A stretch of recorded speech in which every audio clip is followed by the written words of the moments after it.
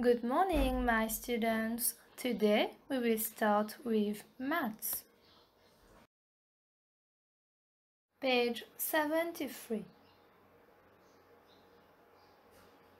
Alors, regardez à la page 73, au bas, dans le type. Regardez dans le type. Let us read. Type, converting improper fraction into mixed number.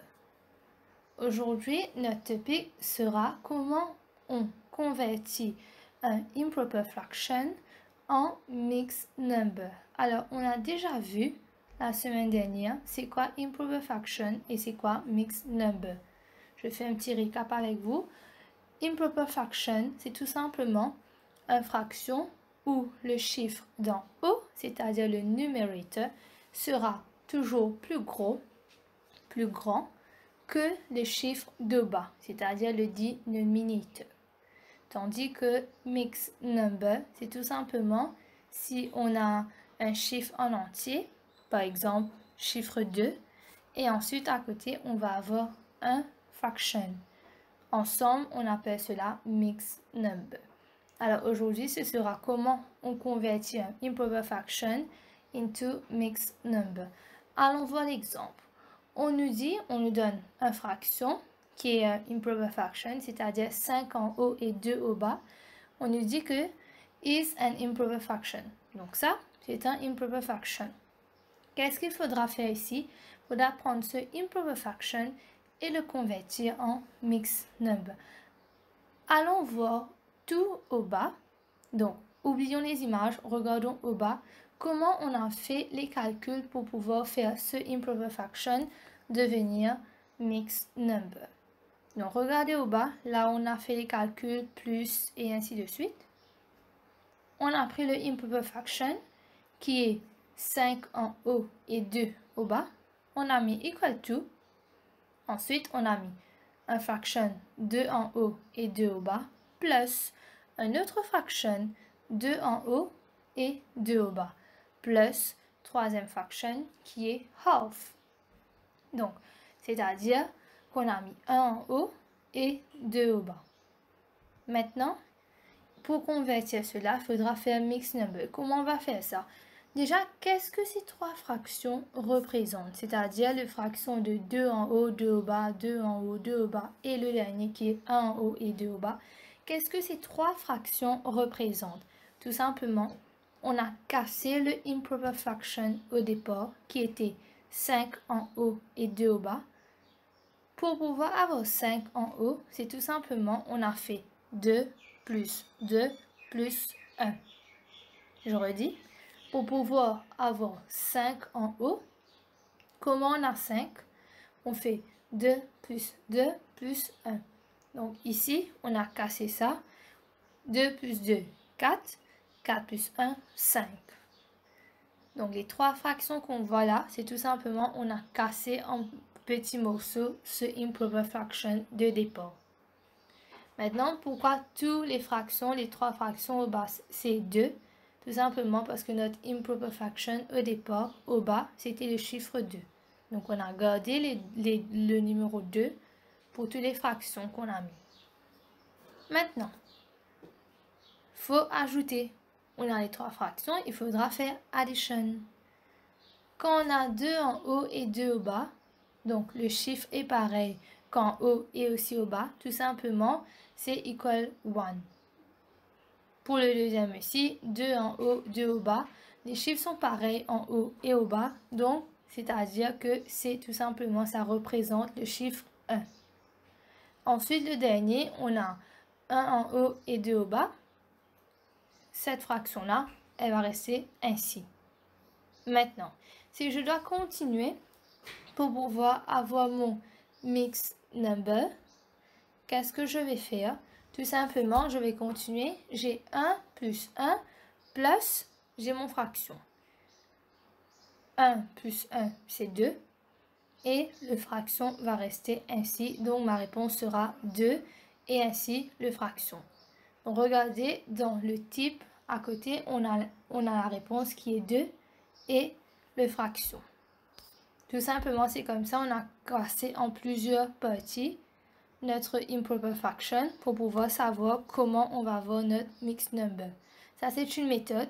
Maintenant, on va voir l'autre méthode, deuxième façon, comment on peut faire improper fraction devenir mixed number. Page 74. Page 74. Maintenant, on va continuer à voir les méthodes. Allons lire en haut dans la case en beige. Similarly, on nous donne une fraction qui est un improper fraction, 7 en haut et le chiffre 2 au bas, can be written as. Donc, on vous dit que ce improper fraction, on peut l'écrire aussi en, allons voir les calculs, pour pouvoir avoir 7 en haut. Qu'est-ce qu'ils ont fait ici? Ils ont cassé en plusieurs morceaux. Donc, on a fait ça bout par bout. On a fait 2 en haut, toujours le 2 au bas. Ici, tout au bas, les chiffres seront 2. Pourquoi?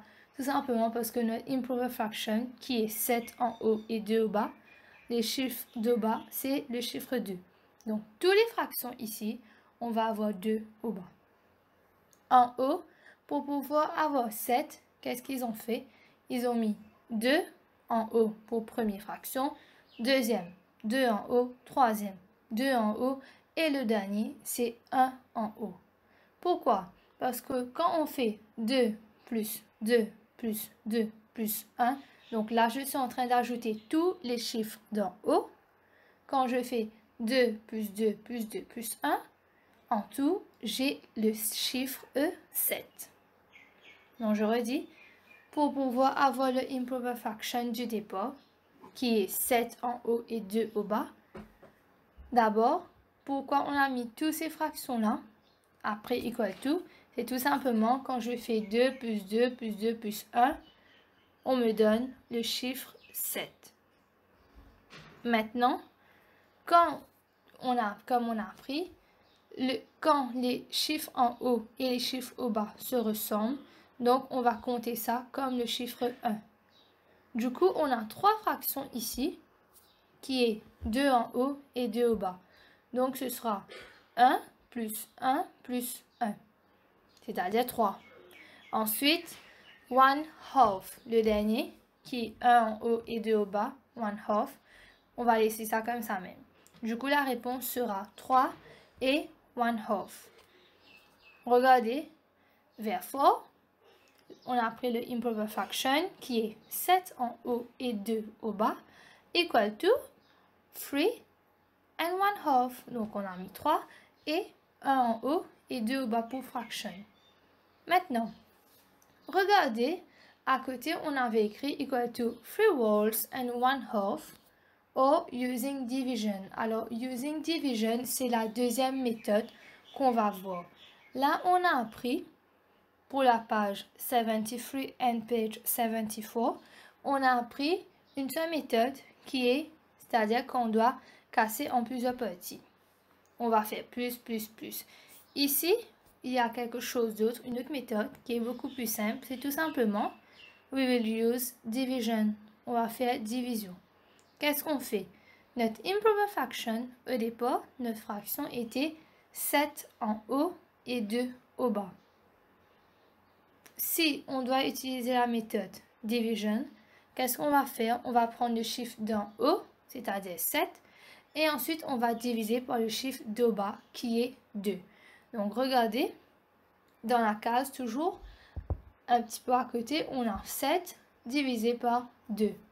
Et la réponse, c'est tout simplement 7 divisé par 2. On ne peut pas, on n'a pas le chiffre 7 dans la table 2, on a le chiffre 6. Donc, ici, la réponse sera 3. Et quand on prend 6, il faudra faire 7, retirer 6. Donc, remainder, c'est 1. Ici, la réponse, on a beaucoup plus vite, qui est 3 comme réponse. Et remainder 1, c'est-à-dire ce sera 1 sur 2 parce qu'on a divisé par 2. Allons voir deuxième exemple pour mieux comprendre pour méthode division. Exemple, convert, on vous donne un improper fraction qui est 13 en haut et 5 au bas. into mixed number. Ici aussi, on a fait les deux méthodes. C'est-à-dire, première méthode, qu'est-ce qu'on a fait? On a pris le improper fraction, 13 en haut et 5 au bas. On a fait equal to. Pour pouvoir avoir 13, les chiffres d'en haut, regardez les trois fractions. Les chiffres d'en haut, on a mis 5 plus 5 plus 3. Quand on fait 5 plus 5 plus 3, on a 13. Et toujours, les chiffres au bas, les dénominateurs, sont 5. Parce que notre fraction au départ, on avait 5 au bas. Maintenant, toujours, il faudra faire 5 en haut et 5 au bas. C'est-à-dire, c'est 1. Donc, 1 plus 1 plus 3 en haut et 5 au bas. 1 plus 1, c'est 2. Et on va garder 3 en haut et 5 au bas. C'est un petit peu plus compliqué. La méthode division, c'est beaucoup plus facile. Donc, regardez, on a écrit equal to 2 wholes and 3 fifths. Using, maintenant, méthode division. Sinon, on peut tout simplement prendre notre numerator, c'est-à-dire notre chiffre d'en haut, qui est 13, et on va diviser par notre denominator, c'est-à-dire notre chiffre d'en bas, qui est 5. 13 divisé par 5, on ne peut pas. On n'a pas le chiffre 13 dans la table 5. On a par contre le chiffre 10. Donc, on va prendre le chiffre 10. Donc, 10 divisé par 5, c'est 2. C'est pour ça qu'on a mis 2. Maintenant, il faudra faire 13 minus 10. 13 minus 10. Maintenant, notre remainder sera 3. 13 retiré 10, c'est 3. Du coup, la réponse c'est 2 comme whole. Et notre fraction sera le remainder 3. Donc, 3 sera en haut. Et au bas, notre dénominateur sera 5 parce qu'on a divisé par 5. Vous avez le choix pour ces deux voies-là. C'est-à-dire qu'on va voir ensuite. Vous pouvez faire les deux méthodes, choisir laquelle vous voulez. Mais méthode division, c'est plus facile. Donc, tout simplement, si vous faites la division comme méthode, c'est beaucoup plus facile. Let us see your homework for today. Donc, votre devoir à faire pour aujourd'hui. Your homework will be page 74, donc cette page-là. Number 16, numéro 16. Let us read. Convert each of the following improper fractions into mixed numbers. Pareil, on va prendre les improper fractions et on va faire convertir en mixed numbers. Je vais faire pour A comme exemple et vous allez faire pour B, C, D, E dans votre cahier.